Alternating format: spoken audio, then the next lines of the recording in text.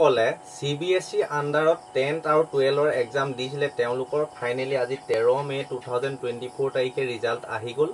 আপোনালোকে নিজৰ mobile phone বা ল্যাপটপ কম্পিউটাৰ যদি আছে তাত আপোনালোকে গুগলত সাৰ্চ কৰিব cbseresult.nic.in বুলি মৰাৰ পাছতে যিটো ওপৰতে প্ৰথম লিংক আহিব এই লিংকটো ক্লিক কৰি দিয়াৰ লগে লগে আপোনালোকৰ ওপৰতে তিনটা লিংক আছে 10th ৰিজাল্ট চেক কৰিব পৰা আৰু তলতে তিনটা লিংক আছে 12ৰ ৰিজাল্ট চেক কৰিব পৰা। আপোনালোকে যদি CBSE আন্ডাৰত 10 আৰু 12ৰ এক্সাম দি থৈছিলে ফাইনেলি আপোনালোকৰ ৰিজাল্ট আহি গ'ল।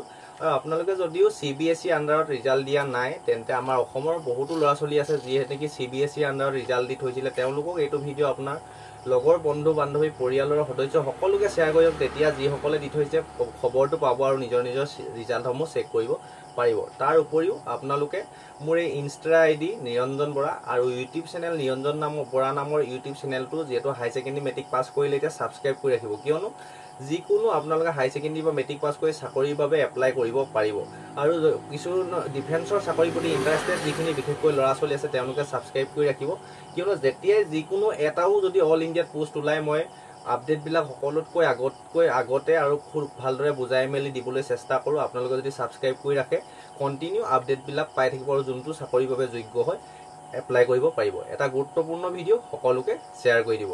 ধন্যবাদ।